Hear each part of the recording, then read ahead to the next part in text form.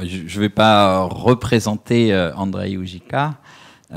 Juste un mot sur la manière dont on va parler ensemble.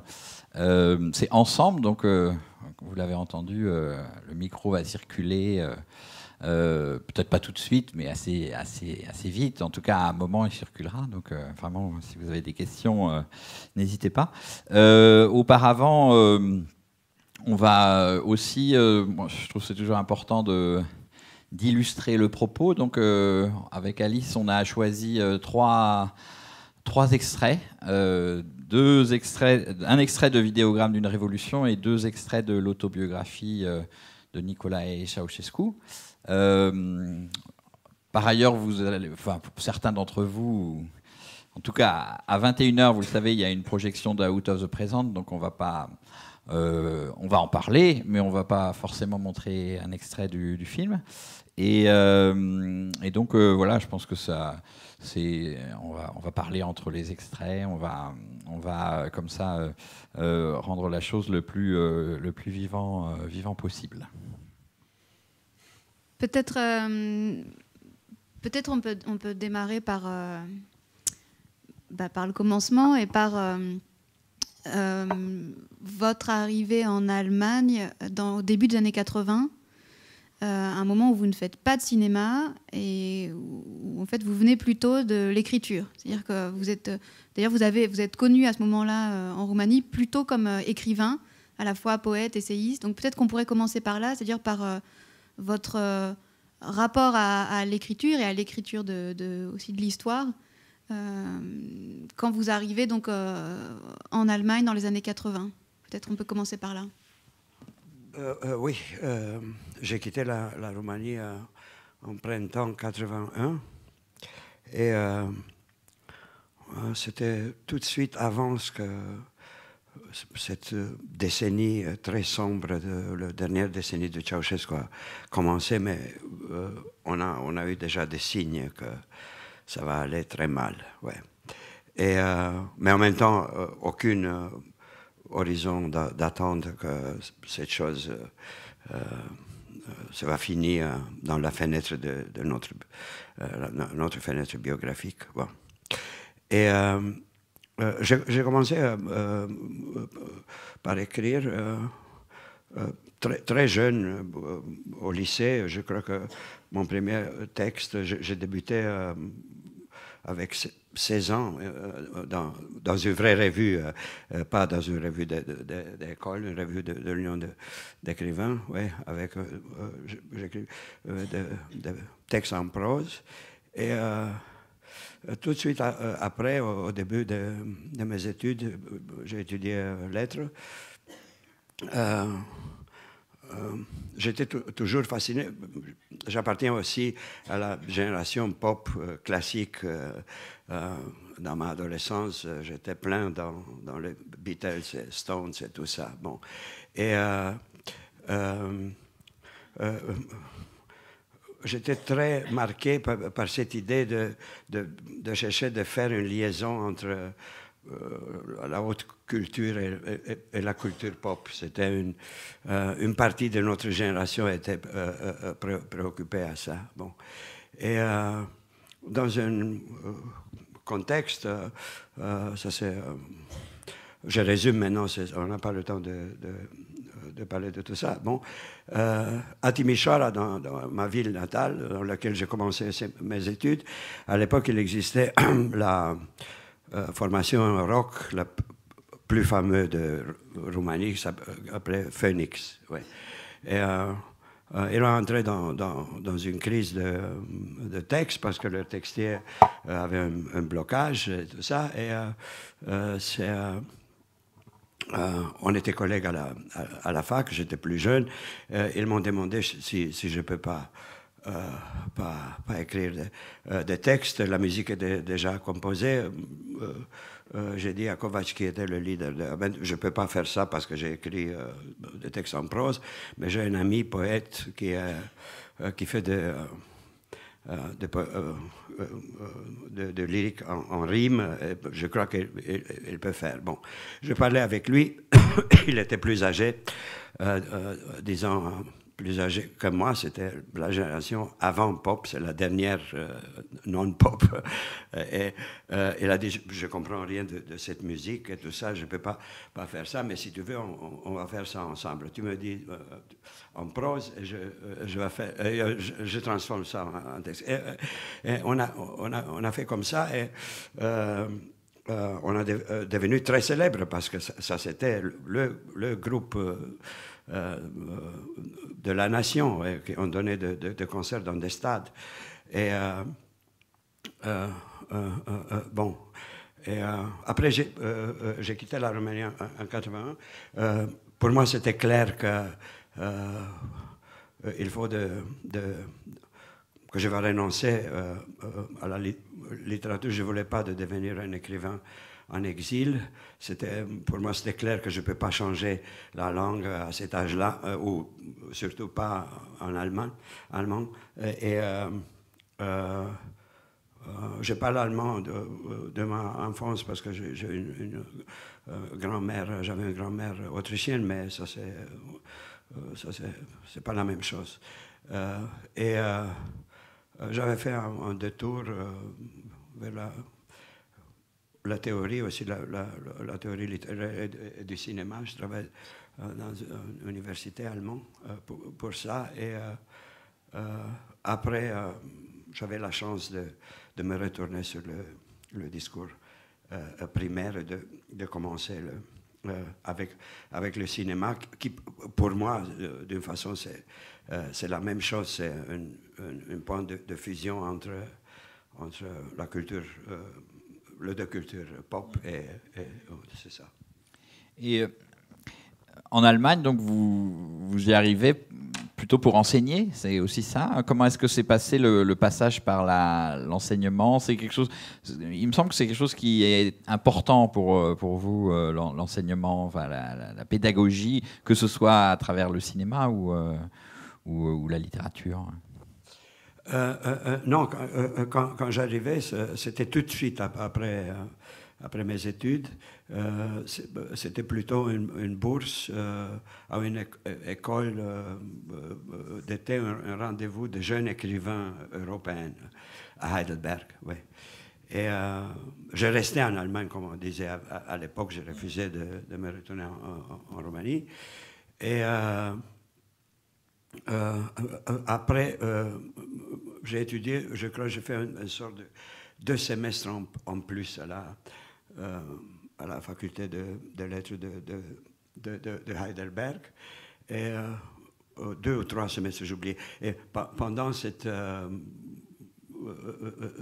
période, c'était un prof de langue romane de l'université de Mannheim, qui est très proche de Heidelberg, à 15 km, qui a cherché un assistant qui était capable d'enseigner.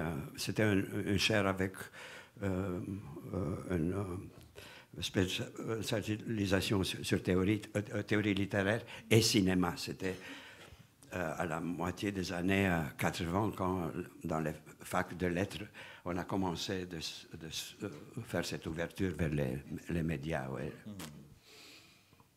Et du coup, la rencontre avec le cinéma, les images, elle se fait d'abord à l'université, et ensuite à travers la rencontre avec Farocki, avec Haroun Farocki. Oui, non, en vérité, ma fascination pour le cinéma, parce que je crois que s'il est différent, on ne marche pas, c'est de tout début. C'est la même comme pour la littérature. Et aussi le texte, le récit que j'ai écrit sont très cinématographiques. Et tout ça. Bon. Mais je ne sais pas... dans ma jeunesse, j'ai fait rien pratique pour arriver au cinéma. L'idée d'étudier le cinéma à l'école de Bucarest, pour moi, c'était une autre époque. Comme jeune écrivain, tout ça, on était vraiment extrêmement élitiste et arrogante. Et pour nous, les gens de la fac de film, on était les derniers idiots. C'était vraiment... Ouais. Ouais. Ça, c'était une raison. Un autre, je crois que c'était aussi pas possible parce que pour entrer dans la fac de film, c'était une épreuve de dossier et j'avais pas de bonnes origines pour le système. Mes parents n'étaient pas membres de parti et tout ça. Et Farokhi, donc, comment se passe la rencontre avec Haroun Farokhi? Oui, tout de suite, après le remboursement en Roumanie, en décembre 1989,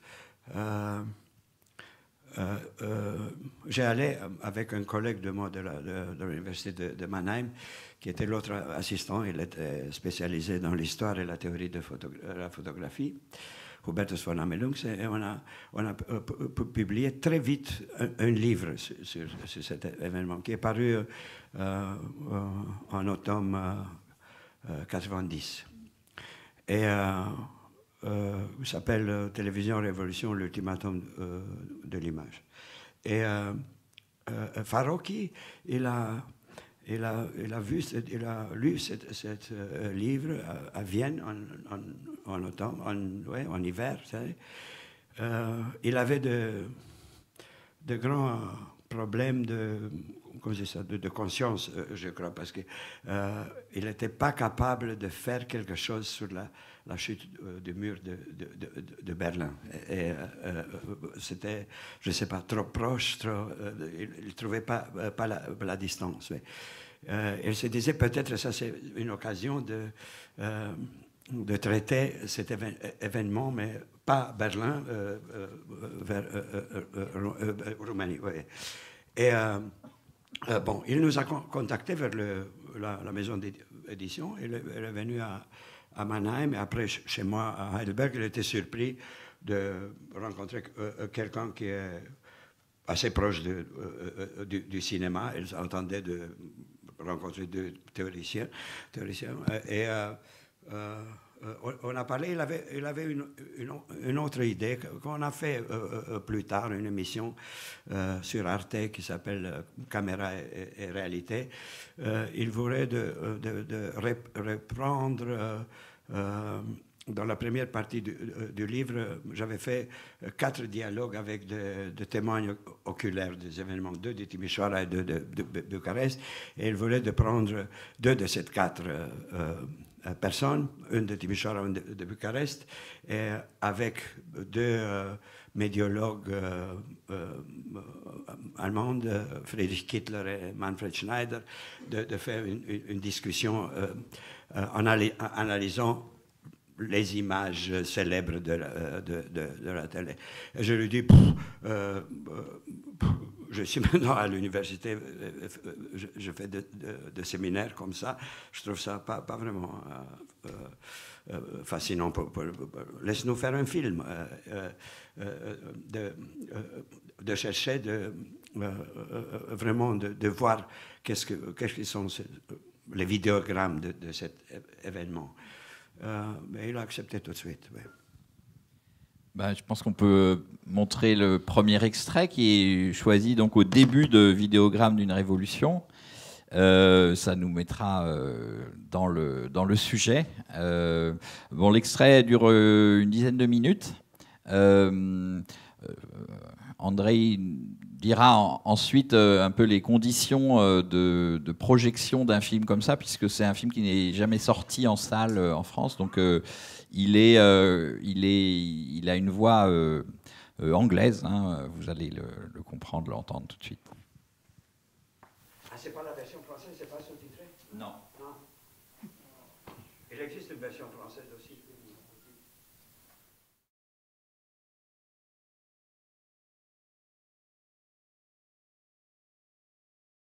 Something rivets his gaze. Shouts surge up. His speech stops.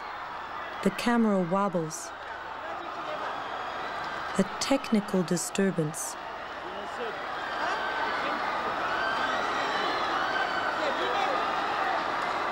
The broadcast is interrupted. What had occurred? A film camera from the weekly newsreel was able to record some moments of the interruption.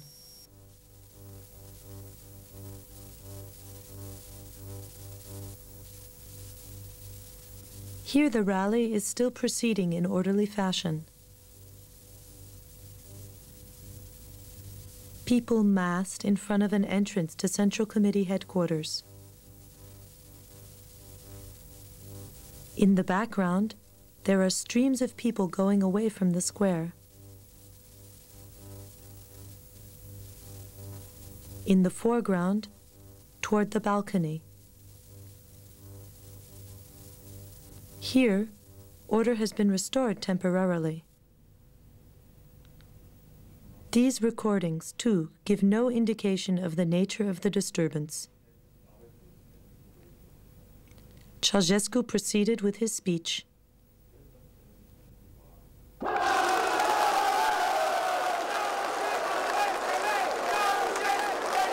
Doresc să vă informez pe dumneavoastră de o importantă hotărâre adoptată în această zi de Comitetul Politic Executiv privind nivelul de trai al oamenilor muncii.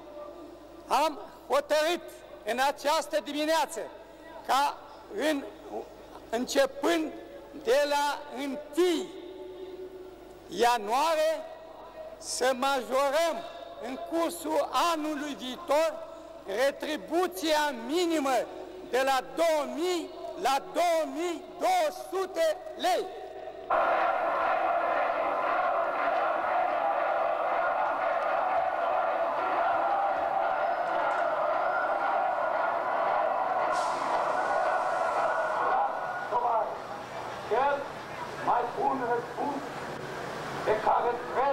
In his apartment, a cameraman panned his amateur camera to the street to see if the disturbance had any further effects.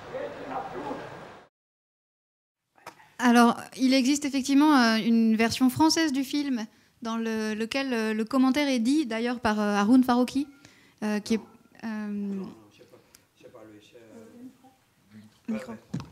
C'est un Allemand, mais c'est le même qui a donné la voix en Allemagne pour la version originale. J'oublie le nom. Ouais. Alors, à partir de ce qu'on a vu là, on peut essayer un peu de décortiquer comment vous travaillez. Il y a une première image qui est l'image officielle, donc qui se trouble. Comment est-ce que, déjà en 89, quand arrive la chose, vous réagissez à ce qui se passe en Roumanie? Moi-même, oui, j'étais à Heidelberg avec ma famille. On était à la télé tout le temps. On écoutait les radios. On a eu des rappels téléphoniques des amis partout dans le monde. On a eu chaque des informations de Roumanie. J'ai eu quelques choses directes de Timișoara tout au début, avant cet événement à Bucarest, entre le 16 et le 20. Et c'était un état de très, très, très grande émotion. Ouais, on était quasi hystérique. Ouais. Et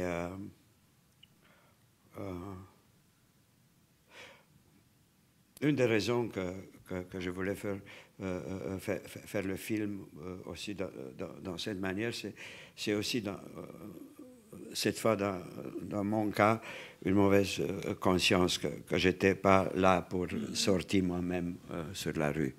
Et je voulais de refaire le film des événements et de chercher de comprendre quelles étaient mes réactions. C'est la culpabilité de l'exilé. Hein. C'est la culpabilité de l'exilé. Ouais.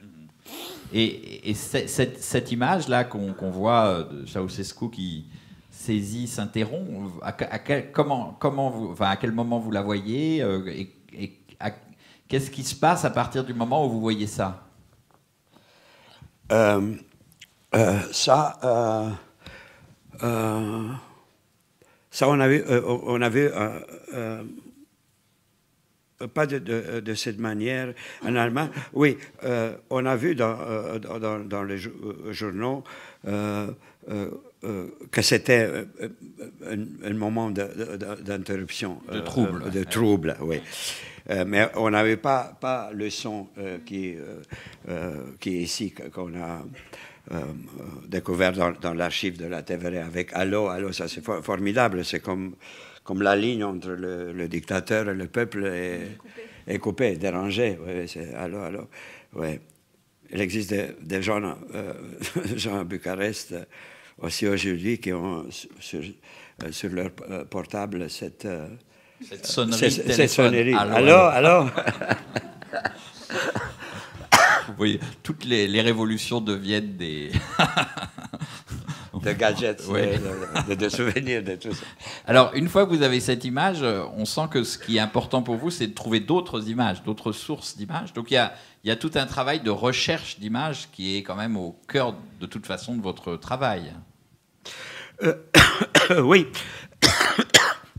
De tout début, l'idée était d'aller à Bucarest et de chercher de faire de manière d'avoir un maximum des images sur cet événement, une archive quasi complète. Ouais.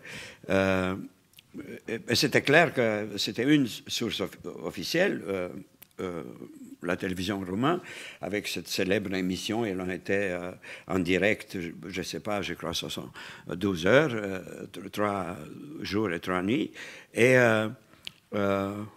après, on était surpris de faire cette découverte que aussi dans la Roumanie, qui dans les dernières années vivait dans une misère matérielle extraordinaire, on existait quand même, ils sont autour de, je crois, ils sont listés sur le générique final, toutes les caméras, mais je crois qu'ils sont 148, autour de 150 caméras qui ont filmé. Ouais. De plus en plus, parce que ça c'est la multiplication de l'image est en corrélation avec comment c'est ça, la montée des événements. Oui, le degré de courage de la population. Dans le premier jour, dans lequel est vraiment dangereux, on a 1 ou 2, et après, dès que plus de gens sortent dans la rue, ça aussi les caméras, c'est ça, avec aussi les gens avec les caméras. Mais ces archives amateurs, où est-ce que vous les avez récoltées? Parce que... C'était avant l'Internet. Aujourd'hui, ça sonne un peu, je ne sais pas, archaïque. On a donné une annonce publicitaire dans les 2-3 grands journaux de Bucarest. Et après, on a employé une rechercheuse, directrice de production qui a travaillé à cette époque au studio national cinématographique de Roumanie à Buftea, et c'est pour ça qu'elle connaît presque tous les caméramans de la ville, parce que la plupart des gens qui ont filmé, ils l'ont eu avec des VHS, des caméras vidéo. En vérité, ils ont été des caméramans, la plupart professionnels de studios cinématographiques ou de la télé, qui ont acheté un caméscope pour gagner un argent en plus en filmant des mariages et des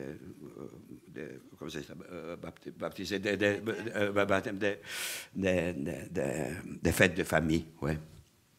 Et peut-être là, ici dans le montage de cette séquence qui se trouve donc au début du film, on voit bien ce qui est un peu le geste ici de Farokhi et vous, qui est de reprendre un événement et de le décortiquer en multipliant les points de vue, et qui avec un souci très didactique. Et c'est peut-être aussi un rapprochement qu'on peut faire entre vous deux, c'est que vous êtes tous les deux enseignants et que vous avez un souci très fort d'une approche didactique de l'image. Comment est-ce que vous avez travaillé ensemble? Oui. J'ai aucune idée si c'est didactique ou pas. Quand même, c'était une sorte d'analyse de l'image appliquée, mise en praxis. Et à l'époque, on était tous les deux fascinés par ça. Farokhi, un peu plus que moi, elle avait une phase déconstructiviste et ça. Et pour dire la vérité, pour cette première partie du film et l'analyse du discours de Ceausescu, c'était la meilleure méthode. Oui, c'est vraiment une démonstration d'essai cinématographique, oui, et d'analyse d'images de l'apparition de cette nouvelle forme, nouvelle catégorie de documents historiques. Et après ce moment-là, on s'est demandé comment continuer, parce que c'était clair qu'on ne peut pas faire ça jusqu'à la fin du film, parce qu'on n'a pas tellement de plusieurs perspectives sur la même scène, et aussi, bon, pas la même tension comme dans le dernier discours de Ceausescu. Et j'ai proposé à Farokhi d'inverser la méthode, et à partir de ça, de faire l'inverse, de construire, de chercher de construire le film des événements, pas de construire, de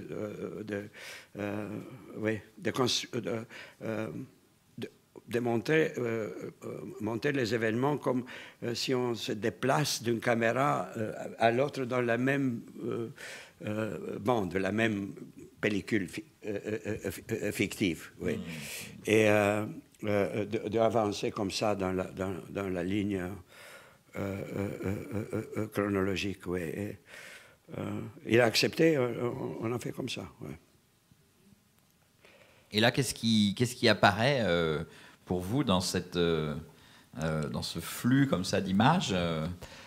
Quel est le but de ce que vous voulez montrer à ce moment-là?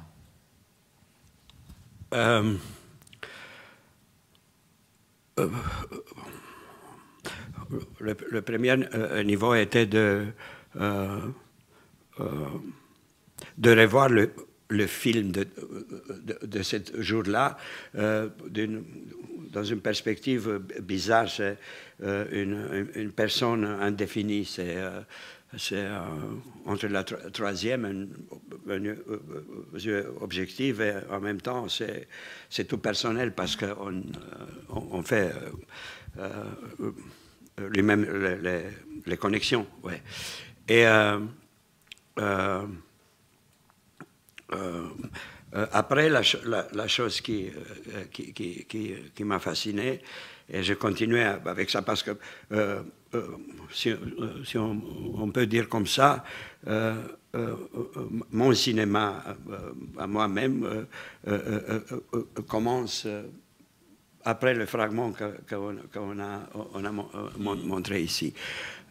Oui, parce que si on cherche d'enchaîner des fragments de tombes historiques conservés par le montage dans une logique de la narration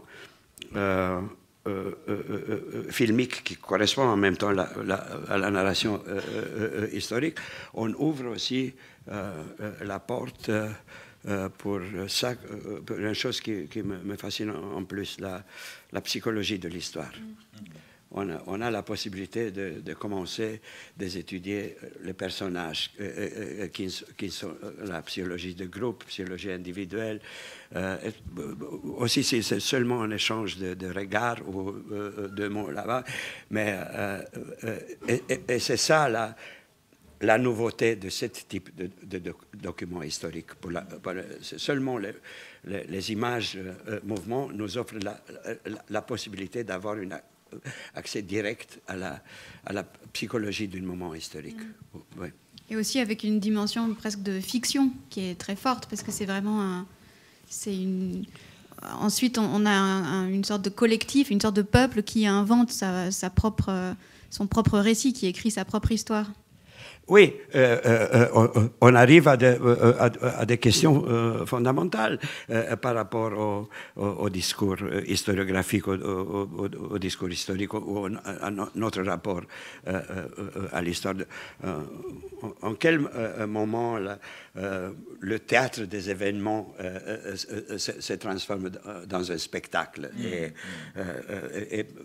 le cinéma ou les images, mouvements, sont les premières qui nous donnent la possibilité de voir ça, d'analyser ça. Parce qu'avant, on a eu des témoins oculaires, après des gens qui ont écrit ces témoignages, restait à nous d'imaginer toutes ces scènes-là, mais maintenant, on le peut voir, non? Et ce qui est vraiment impressionnant dans le film, c'est on voit à quel moment, à qui appartient la révolution en fonction du moment de l'écoulement du film, de ces 4 jours, en fait. Hein. La révolution passe d'un lieu à un autre, passe d'une sorte d'incarnation à une autre, et on sent vraiment une sorte d'incertitude de l'histoire, quoi, quelque chose de cet ordre-là. Oui, en même temps, j'ai trouvé ça fascinant et ça donne aussi la force du film, et que cet événement en Roumanie, pendant ces 4 jours, 5 jours, pas 4 jours et demi, il nous offre le scénario révolutionnaire complet, ouais, de la révolte spontanée du peuple jusqu'à la mort du tyran, d'une part. Et d'autre part, aussi concentrer toutes les étapes dans lesquelles chaque révolution passe. Au début, c'est un moment pathétique et héroïque, des gens qui risquent leur vie devant une force oppressive qui est supérieure. Si ils gagnent et la révolution continue, ça transforme peu à peu. Oui, le pathos arrive d'avoir des éléments de kitsch, et après tout se transforme dans une comédie de mœurs ou une farce. C'est toujours comme ça, dans chaque révolution. À la Marx, quoi. Ah ouais. Ouais. Mais ce qu'on voit bien dans le film, c'est que la farce, la comédie, elle arrive au bout de quelques jours, quoi. Alors que pendant la Révolution française, il faut attendre quelques mois. Là, on a l'impression que ça va à toute vitesse, ouais, mais cette vitesse-là, c'est l'image qui donne. Je crois qu'il faut qu'on parle aussi de autobiographie de Nicolae Ceausescu. Comment est-ce que... Bon, il y a beaucoup de temps entre les 2 films, mais comment est-ce que naît l'idée de l'autobiographie à partir, disons, de ce premier film? Comment est-ce que vous passez de l'un à l'autre? Oui, l'impulse, le premier moment, c'est venu aussi de l'extérieur, cette fois, comme pour le premier. J'étais invité en Roumanie, c'était, je crois, en 2004, quand la télévision roumaine elle a présenté pour la première fois Vidéogramme, 12 ans après la première. Mais aussi, parce que c'est tout un jeu de mauvaise conscience ici, ils ont eu ça aussi, et ils ont donné le plus précieux fenêtre pour une télé, samedi soir à 20h. Oui. Et ils ont transmis le film avec une discussion en studio après. Bon. Et la fille qui était la directrice de production, la chercheuse, Verve Moraro, qui est devenue entre-temps une productrice de succès à Bucarest, elle m'a contacté après le lendemain et me voulait voir. Et elle m'a demandé, tu ne crois pas maintenant que le temps est arrivé de faire une biographie de Ceausescu de la même manière ou avec la même distance comme Videogramme était pour les événements. Et je lui disais, oui, peut-être tu as raison, mais maintenant je crois que ça peut être possible, mais il faut que je trouve une idée cinématographique pour faire le film. Je ne trouve pas que c'est vraiment intéressant de faire un essai sur le règne de Ceausescu de la manière qu'on a fait en Videogramme. Bon. Et, après ça, je me retournais en Allemagne et c'était 6 mois plus tard, je crois, en hiver, à Noël, mon ami Peter Sloterdijk, qui était aussi mon chef à Karlsruhe, à l'université, il m'a fait cadeau de Noël un très beau livre de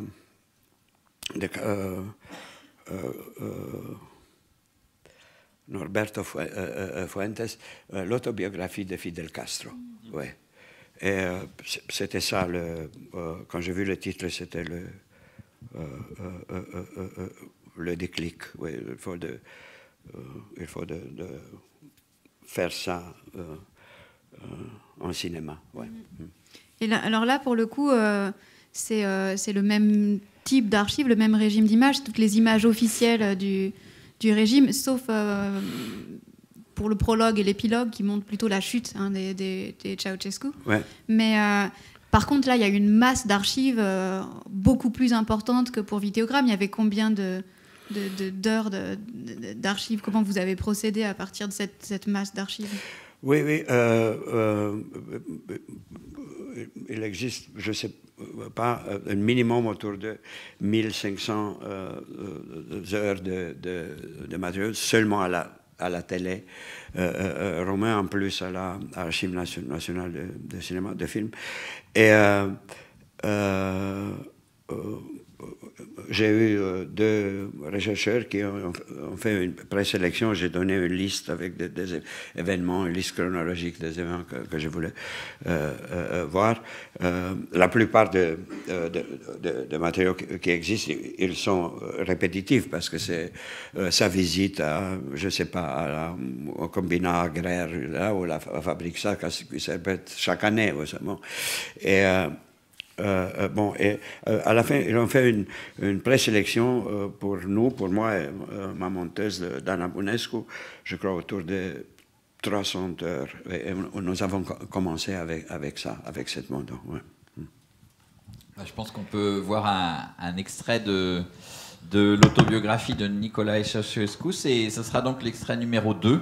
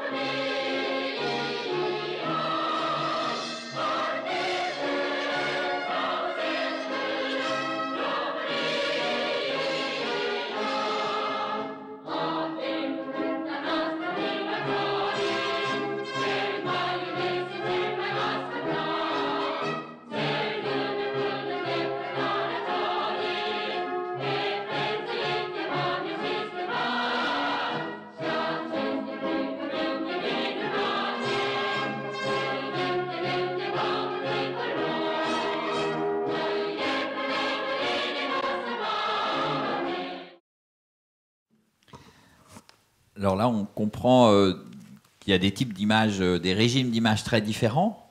En même temps, on a cette impression que Ceausescu ne peut pas avoir non plus complètement une vie privée, quoi. Même sa vie privée, elle appartient au peuple, elle appartient à la révolution, elle appartient à la télévision, à l'imagerie officielle.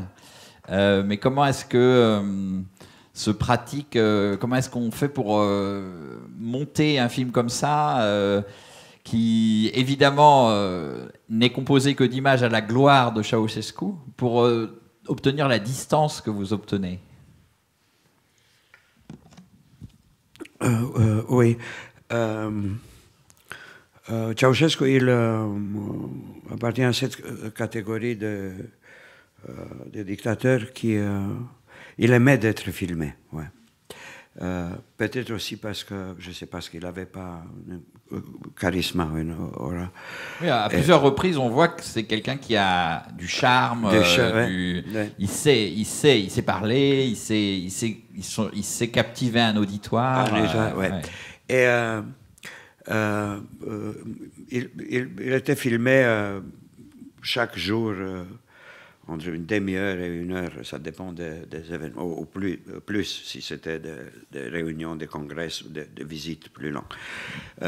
Bon, il existe aussi tout un corpus des images privées ou demi-privées, c'est-à-dire il a invité toujours les mêmes caméramans, la même équipe de studio de films documentaires, Alexandre Sahia, parce qu'il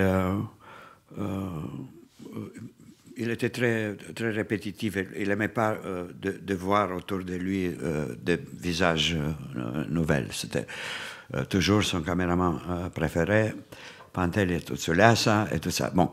Et cette image, comme à la fin ici ou des autres qui sont dans le film, en vérité, ils n'ont été pas pas transmis à la télé ou ça. C'était pour eux.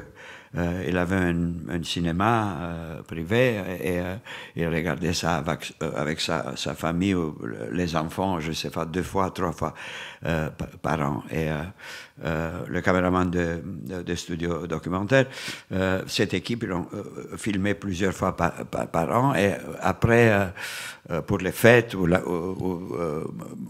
son anniversaire, il faisait un peu de montage, une succession avec ces matériaux. Bon, le reste, mais ici, dans les fragments que vous avez choisis, qui est aussi sa visite en Corée du Nord, au Kim Il-sung, avec lequel il est devenu un très proche ami. À partir de ça, ça c'est 78 et jusqu'à la fin de son règne, ils sont visités chaque année, alternative, une fois lui en Corée, une fois Kim Il-sung en Roumanie. Et mais ça c'est vraiment impressionnant. C'est impressionnant aussi pour l'art d'Anna Bunescu, ma monteuse, mais aussi pour Kim Il-sung, qui est de départ le plus grand metteur en scène de spectacles de propagande de l'histoire du cinéma. Ce qui est très beau aussi dans ces images, c'est que il y a des moments où on ne sait pas si on est en Corée ou en Roumanie, parce que ça se ressemble, les grands immeubles, et on a l'impression que finalement il y a du peuple, mais c'est pas très, enfin c'est très mis en scène, ça c'est sûr, mais combien il y en a qui participent à la propagande, on se pose des questions. Et puis il y a cette idée que vous arrivez à piéger l'image quand même, parce que tout ça est très beau et très kitsch et très ridicule aussi, mais la manière dont vous prenez le moment où les 2 dictateurs rigolent devant le spectacle, voilà, c'est la réaction de tout le spectateur devant une mise en scène comme ça. Il y a quelque chose qui, tout d'un coup, détruit l'effet cherché, quoi. Et on a l'impression qu'à chaque fois, en visionnant les images, vous arrivez à trouver ce qui va permettre tout d'un coup de donner la distance, de renverser l'image, en fait. Oui. Tout le film travaille avec ça. C'est un renversement des images de propagande contre eux-mêmes. Bon, si on a un Roumain, on comprend tout de suite que ça, c'est pas en Roumanie, parce que jamais un groupe de Roumains, ils ne sont pas capables d'être tellement synchronisés. Ils sont moins beaux, ouais, c'est sûr. Non. Ils ne sont pas capables de tenir une ligne droite. Mais ça, c'est sûr. Mais ça, c'est vraiment impressionnant, là, parce que Kim Il-sung, dans la mise en scène de ce spectacle de propagande, il avait des gens qui ont fait ça, mais c'est lui qui a donné le concept et tout ça. Oui. Il a réalisé aussi un nombre de films coréens de propagande, dans lesquels il est mentionné comme producteur, mais en vérité, c'est le réalisateur. Oui. Et c'était un grand cinéphile, oui, comme Hitler aussi, et Staline aussi. Bon. Et il a fait une fusion, un grand admirateur de grands musicals américains de l'époque, de l'âge d'or de musical américain des années 40, Busby Berkeley. Et ça, c'est une fusion de Busby Berkeley et propagande pure socialiste à un très haut niveau. C'est incroyable. Et à la fin, tout ce spectacle dans le stade, c'était à la fin pour eux. deux, pour Ceausescu et pour Kim Il-sung, et qui sont comme des avec gamins, toute une quoi. équipe, oui. Ils sont comme des enfants devant comme ça. des enfants, oui. Et si on regarde ça attentif, Kim Il-sung, il dit tu veux qu'est-ce que j'avais réalisé? Oui, oui, il était très, très fier. Et Ceausescu, il était tombé par terre parce qu'il a enseigné un résumé de toute l'histoire de Roumanie après l'indépendance jusqu'à Ceausescu. Ouais. C'est ça. Je me souviens cette petite anecdote quand, pour les Jeux olympiques de Beijing, il y a, je ne sais pas quand on était là. C'était en 2010, oui. 10, 9, ouais. 10, oui. C'est Zhang Yimou, le grand réalisateur chinois, il était invité par le gouvernement de faire la mise en scène pour le spectacle d'ouverture. Et à la répétition générale, la presse internationale avait accès pour voir en avance et pour écrire. Et après, c'était une conférence de presse avec Zhang Yimou. Et la question, une des questions était, oui, c'est beau, c'est intéressant, mais c'est en même temps aussi un spectacle de propagande. Zhang Yimou a dit avec vérité, tous ces spectacles de ces gens sont des spectacles de propagande. On peut faire pas un spectacle de masse sans ces propagandes. Et l'Australien ou l'Anglais nous sommes impressionnés de la perfection du mouvement et de tous ces groupes. Et Jean-Guy m'a dit, oui, mais tout ça c'est rien par rapport à la perfection coréenne. D'ailleurs, on voit bien que ici, Ceausescu a un peu trouvé un concurrent sérieux, en tout cas, en termes de mise en scène, et que de toute façon, en fait, toute manifestation du pouvoir passe par une mise en scène et une maîtrise des images, ça c'est clair. Et là, peut-être où vous introduisez de la distance, ici, c'est non seulement par le montage, mais aussi peut-être ici par le travail de la bande-son. Oui. La bande de son, c'est le personnage principal du film, si on peut dire comme ça, parce que le film est très radical, il n'existe aucun commentaire, c'est vraiment comme une autobiographie brouillée par la distance qu'on crée avec le montage et par le son, par la bande sonore. Ouais. Et, on a créé la plupart de l'ambiance. Ici, on a eu du son, mais la plupart des images avec lui, en acceptant ses discours, ils sont restés sans son. Et on a recréé toute l'ambiance et tout le son. C'est le contrepoint de l'image, le son, mais pourquoi est-ce qu'il y a ce principe vraiment très radical comme ça, de pas un mot de commentaire, pas un mot de vous sur le film? Ça, c'est vraiment un choix qu'on retrouve dans Out of the Present aussi. Oui, en Out of the Present, on a quand même une petite voix fictionnelle à la fin, parce que c'est un cosmonaute qui lit des fragments de son journal. Un journal qui, en vérité, il n'a pas tenu. C'est moi qui ai écrit ça. Il a accepté de lui lire. Il a donné seulement les éléments techniques. Ouais, bon. Et ici, parce que cette pari de début, si c'est possible de faire un film d'une fausse perspective du dictateur lui-même, parce que le film, en effet, c'est comme un long flashback.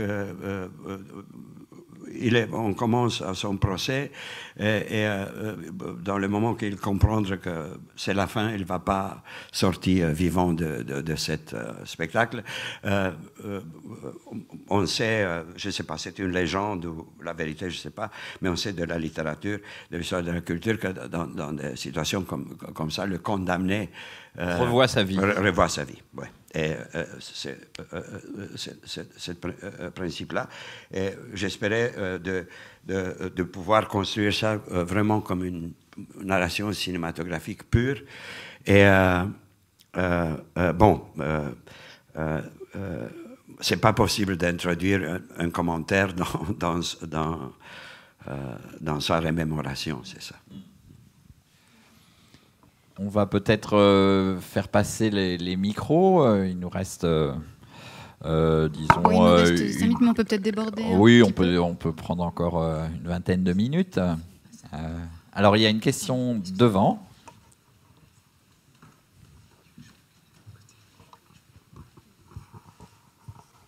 Oui, je voudrais savoir si le procès expéditif des Ceausescu a été filmé. Oui. Il était filmé intégral. C'est autour de, je crois, 66-67 minutes. Ça a été transmis aussi à la télé, aussi à l'extérieur, en France, en Allemagne. Plus tard, jusqu'à fin janvier, je crois. Dans les premiers jours, la télévision roumaine a transmis toujours des résumés très courts au début, un peu plus en plus. Mais il existe le procès entier. Ouais. Et quel est le statut de ce film pour vous? C'est un film... une sorte de film matrice ou c'est un film au contraire repoussoir? Quel est le... Comment vous vous situez par rapport à ces 66 minutes du procès? Du procès. C'était comme une sorte de caméra manuelle de surveillance, une épreuve. C'était un procès enchaîné, un pseudo-procès militaire. C'était un soldat qui avait l'ordre de capter ça comme, je ne sais pas, comme document, comme épreuve pour des autres instances. Et,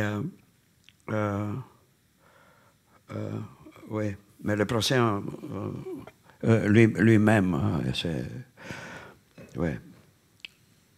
une mascarade. Ouais.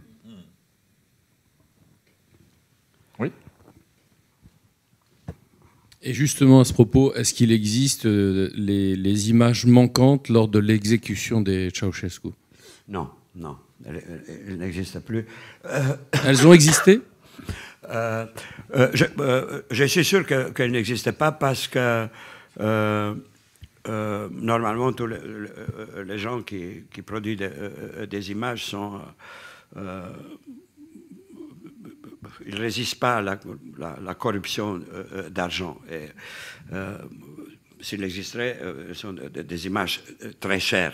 La preuve qu'elles n'existaient pas, parce qu'ils ne sont pas apparus. La vérité est que ce soldat c'était une seule caméra là-bas qui a enregistré les événements, il a changé la cassette. Ouais. Et parce que le militaire, le peloton d'exécution, ils ont eu peur eux-mêmes. Et ils ont commencé de tirer avant l'ordre de feu et tout ça. Et le caméraman a perdu le moment. Ouais. Et après cette scène horrible qu'on a vue à la télé, dans lequel le président d'exécution, il tire encore une fois, mais il tire sur les cadavres, et c'est filmé ça. Ouais.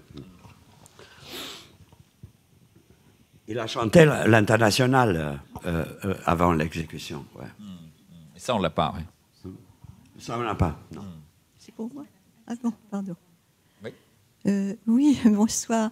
Moi, j'ai juste une question par curiosité, parce que je ne suis pas sûre d'avoir tout à fait, je ne suis pas sûre d'avoir compris à quoi ça correspondait. Dans le passage sur le film, l'extrait qu'on a vu sur Nicolae Ceausescu, le passage sur le 12e, si je me souviens bien de ce que j'ai lu, le 12e congrès, oui. Il y a un moment où on voit les gens qui se lèvent tour à tour comme des marionnettes sans dire un mot. Est-ce que ça correspond aux gens qui ont été élus au congrès? Je n'étais pas sûre de la façon. Qu'est-ce qu'ils font quand ils se lèvent et ils prêtent serment à Ceausescu? Ils l'élisent? Ils jurent, ouais. Cet applaudissement avec lequel on commence cette scène-là s'est passé au deuxième congrès du parti, mais la scène avant, c'est que la seule fois dans sa carrière politique, à un congrès du parti, il était contesté par un membre du comité central, Părvulescu. C'était la scène avant ça. Ouais. Mais toute la salle, dans l'acheter et tout ça, ils ont applaudi et crié hystérique. Ceausescu réallait au deuxième congrès et rejeter le contestataire. Et après, nous continuons avec cette bande sonore avec des images de la rue de Bucarest avec cette scandation. Et il a demandé... ouais. Je crois que le même année, il était confirmé encore une fois comme président de la République. Et ça passe dans la grande assemblée nationale. Et tous ces marionnettes là-bas, il faut de jurer, c'est dit comme ça, jurement de loyauté. Ouais. Chaque se lève et jure. Je jure. C'est aussi une référence, j'imagine, à... Je crois qu'on les surnommait les pingouins à un moment. Ils applaudissaient de façon très mécanique. Il y a cette idée d'une sorte de mécanisation de la gloire de Ceausescu. C'est quelque chose qui parcourt le film. C'est quelque chose, ce côté automatique. Et puis il y a cette idée qu'à un moment ça marche plus, quoi. C'est ce qu'on voit au début de l'idéogramme. Oui. C'est ça le point culminant en fait de son culte de personnalité. Dans les années 80, ça s'est devenu un peu mécanique, stérile, tout ça, de répétition à la télé, des hommages, des poésies, des poèmes, de tout ça. Mais ici, c'est pour ça que ça correspond aussi avec ces rapports avec Kim Il-sen. Oui. Il n'était pas capable d'organiser des spectacles comme ça, mais il était capable de faire que les membres de l'Assemblée nationale, aussi comme des pixels dans le spectacle dans le stade. Ouais. Et en même temps, comme tout le film est conçu selon ce schéma un petit peu rétrospectif, on voit aussi dans toute cette répétition très mécanique des cérémonies officielles, on voit aussi les fissures, toutes les fêlures qui petit à petit apparaissent, annoncent. Ouais. Oui. Oui, bonsoir. Ce que j'ai à dire, c'est pas forcément des questions, mais j'aime bien vous dire que j'ai toujours aimé votre cinéma, surtout pour la façon dont vous traitez le temps dans votre cinéma. Pour moi, c'est un point central, la façon dont vous traitez cette question du temps. Là, dans les deux extraits dont vous avez choisi, on voit très bien, surtout dans le premier, on sait très bien que le temps du média, le temps de télévision, c'est le temps d'ici maintenant. Et vous avez très bien réussi à sortir de cette seule couche du temps d'ici maintenant et à créer d'autres couches pour le temps cinématographique. quand je regarde vos films, je crois beaucoup à la force de montage, mais j'aimerais bien vous écouter aussi concernant la façon dont vous travaillez sur cette question du temps. Et pour en finir, quand on regarde le spectacle qui se déroule en Corée du Nord, on croit encore vivement à la force de l'image, comment l'image est révélateur, comment l'image est capable de nous montrer que dans les systèmes dictatoriaux, la foule n'a pas de nom.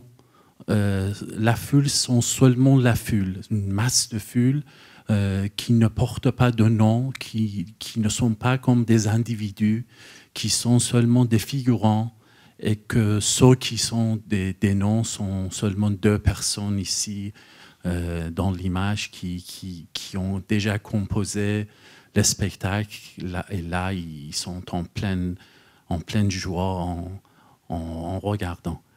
Voilà, ce n'est pas des questions forcément, mais ça m'intéresse. La question du temps. Oui, merci beaucoup. Ça c'est vrai, la question du temps est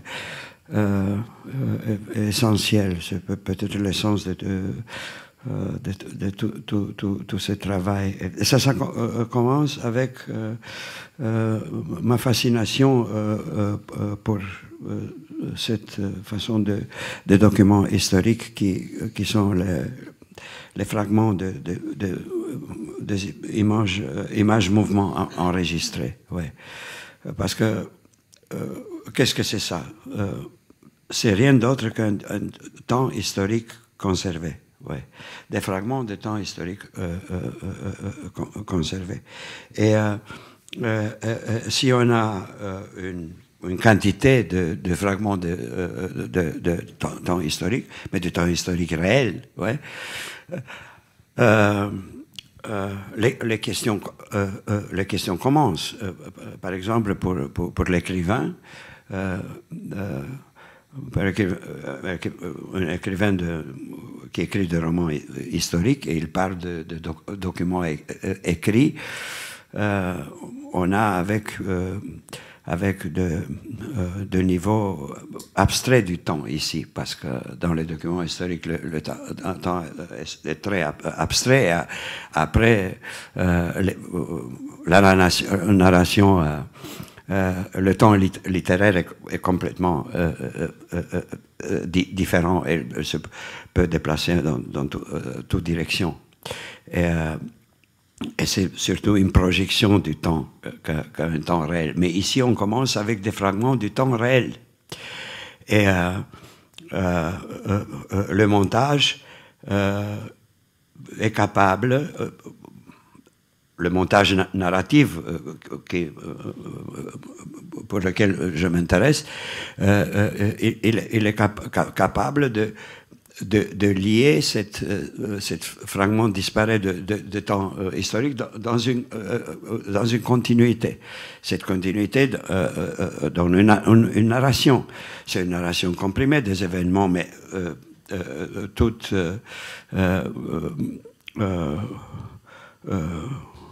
chaque rapport avec des événements historiques sont des résumés de comprimés. On ne reproduit pas à l'échelle 1 à 1. Bon. Et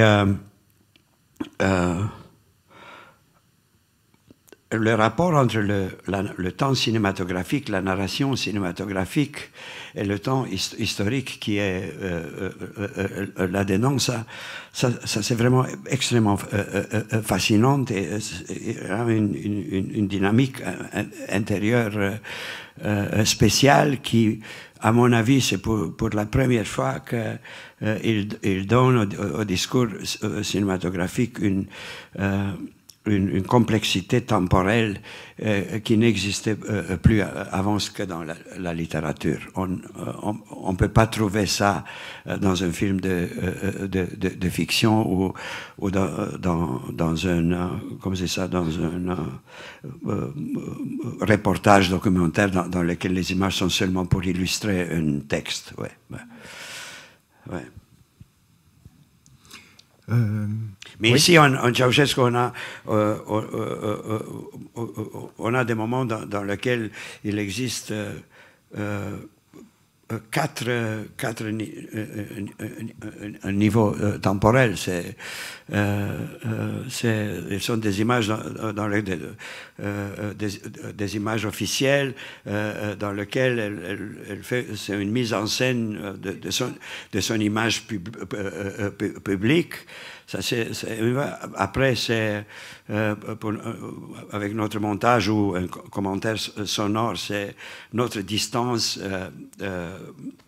par rapport à cette image, un rabaissement d'eux.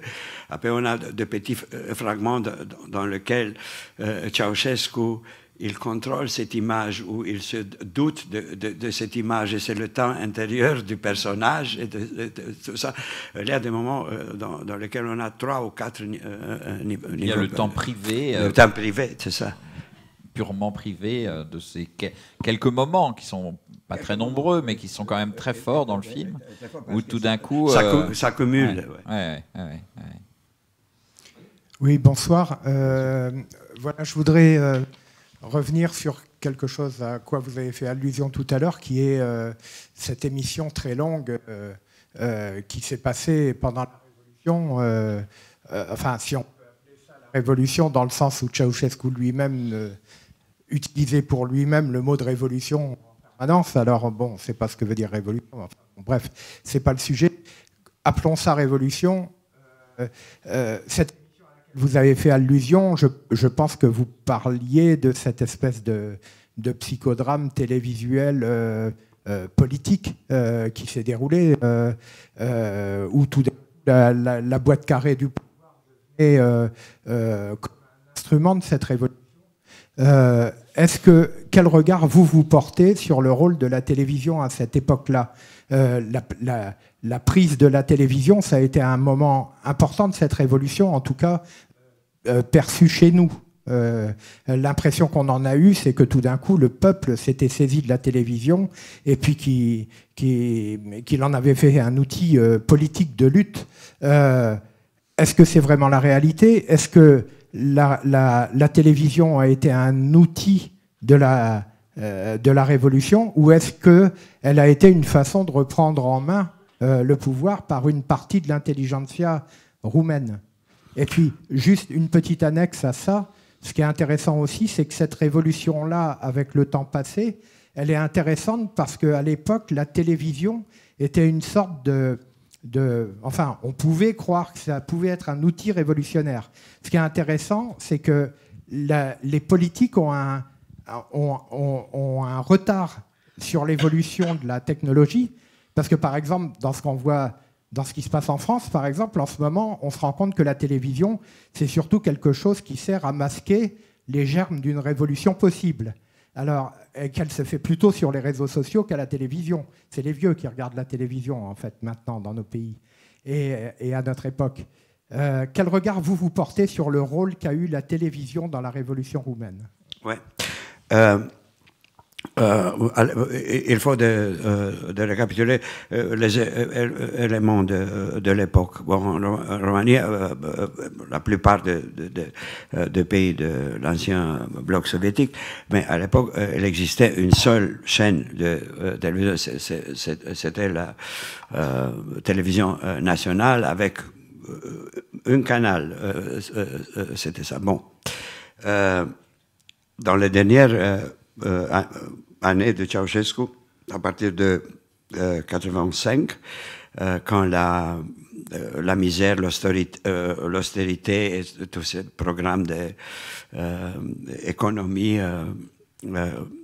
qui ont produit à la fin sont morts parce que toute cette haine qui était accumulée, c'est pour la chose que pendant les dernières 4 années, il a torturé d'une façon la population chez eux, dans leur appartement, parce qu'il ne donnait pas pas de chaleur, pas d'électricité, seulement quelques heures par jour. Et tout ça, c'était comme une prison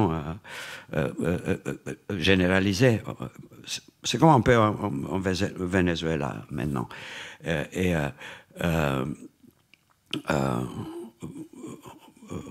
Dans un magasin alimentaire, rien à manger, c'était ça. Cette haine, ça accumulait. Bon, mais à la télé, dans les dernières années, parce qu'elle a économisé aussi électricité et tout ça, énergie, le programme télévisé était réduit à 1h30 par jour.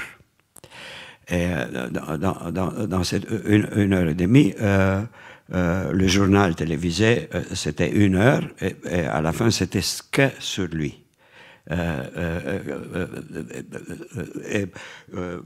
Une autre demi-heure, normalement, à la manière de Corée du Nord, de spectacle en hommage à lui. C'est-à-dire, quand cette mouvement a commencé, et dans le vidéogramme, on voit ça très, très clair, que c'est un point dans lequel le chemin se départ. Une part de la foule va occuper la place historique traditionnelle, qui est la place devant le bâtiment du pouvoir, devant le comité central, et une autre part de la foule, ils sont allés à la télévision pour occuper l'image publique. Et la première réaction, c'était de faire une transmission sans interruption, jour et nuit, et pas seulement 1h30. Après, ça c'est clair, parce que tout de suite, comme toujours dans des événements insurrectionnels et de remboursements comme ça, ils sont des centres de pouvoir qui commencent à contrôler les choses. À la fin, le prix de pouvoir, c'était une dispute entre deux sections du service secret de la sécurité. Et ça. Et ces gens ont infiltré très vite la télévision à partir après la fuite de Ceausescu, le combat de pouvoir a commencé. Et ils ont infiltré la télévision, mais c'était une confusion maximale, mais nous sommes représentants de deux partis qui ont cherché de faire de prosélytisme, de propagande pour eux-mêmes, c'est ça.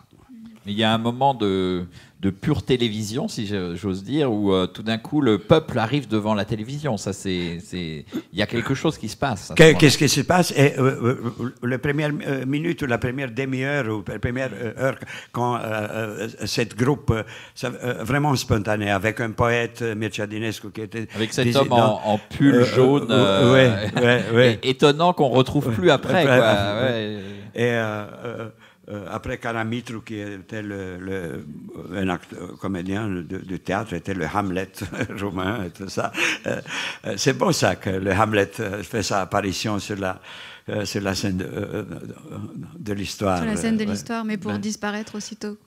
C'est un peu ce que disait monsieur, c'est-à-dire qu'il y a ce moment utopique où la télévision pourrait devenir l'espace de l'invention d'un peuple pour être aussitôt reprise par d'autres organes de pouvoir. Ça dure une demi-heure. Ça dure une demi-heure. Et aujourd'hui, on ne peut pas comparer ça, parce qu'aujourd'hui, c'est une dispersion. Il n'existe plus une image publique. On a 30 chaînes qui se rassemblent, mais quand même, ce n'est pas la même. Et en plus, les réseaux sociaux qui offrent une alternative, mais qui sont eux-mêmes une multiplication de voix à l'infini. Ouais.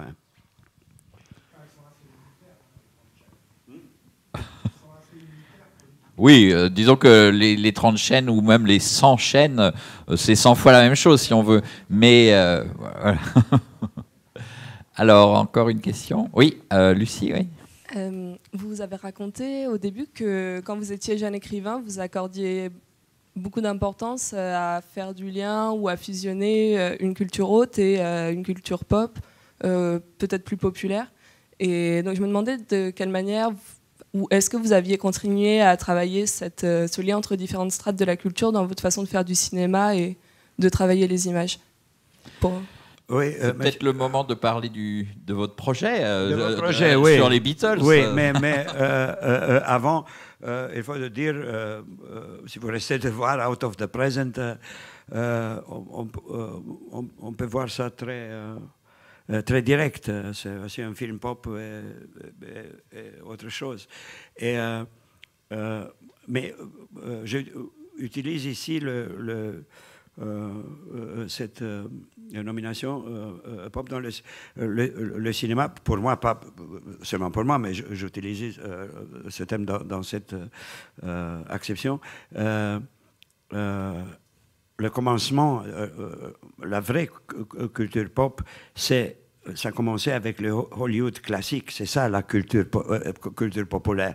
Que la révolution dans la musique dans les années 60 était non mais quand même ça vient après, avait un impact social énorme, mais la vraie culture pop c'est Hollywood est pop et c'est ça. C'est-à-dire cinéma du genre, cinéma avec un impact émotionnel très fort, un cinéma fort narratif qui joue avec l'émotion de cette médium. Ouais. Et j'aime cette cinéma. On a beaucoup qui aimeront ça. Le Hollywood de qualité. Kubrick et des gens de cette catégorie, ou John Ford. Et c'est pour ça que aussi dans Out of the Present, de ma part, ils sont des films classiques avec 3 actes et tout ça. Le Ceausescu aussi, c'est un grand fresque historique avec beaucoup de niveaux intellectuels, je ne sais pas, de mettre à niveau et de réflexion et tout ça, mais la structure, c'est un film classique. Et bon, et le projet actuel qui était très difficile, interrompu plusieurs fois, mais il va redémarrer cette semaine-là. On espère qu'on va arriver à la fin. C'est vraiment sur ce phénomène, sur le point culminant de la révolution pop en musique, sur le point culminant de Beatlemania. Qui c'était autour du plus grand concert que le Beatles ont donné. C'était leur première apparition à New York, au Shea Stadium. C'était en 15 août 1965. Le film, c'est une reconstruction de ce week-end à New York. Je ne sais pas si on a le temps pour une dernière question. Je ne crois pas, malheureusement. Je suis désolé. Ouais. Alors, vraiment une dernière question. Très courte. Ouais. Oui, c'est par rapport à Out of the Present. Est-ce que vous avez rencontré le cosmonaute roumain qui a été envoyé dans l'espace à l'époque de Ceausescu? Pronaro, non, pas encore. J'ai revenu en Roumanie, en vérité, seulement il y a 2 ans. Et non, je ne l'ai pas rencontré. Je connais des interviews de lui. Il a disparu un peu de la vie publique. Je ne sais pas qu'est-ce qu'il fait. Mais c'est une bonne idée. Vous allez peut-être en reparler dans quelques minutes en présentant Out of the Present. Je vous remercie encore, Andrei Ujica. Merci.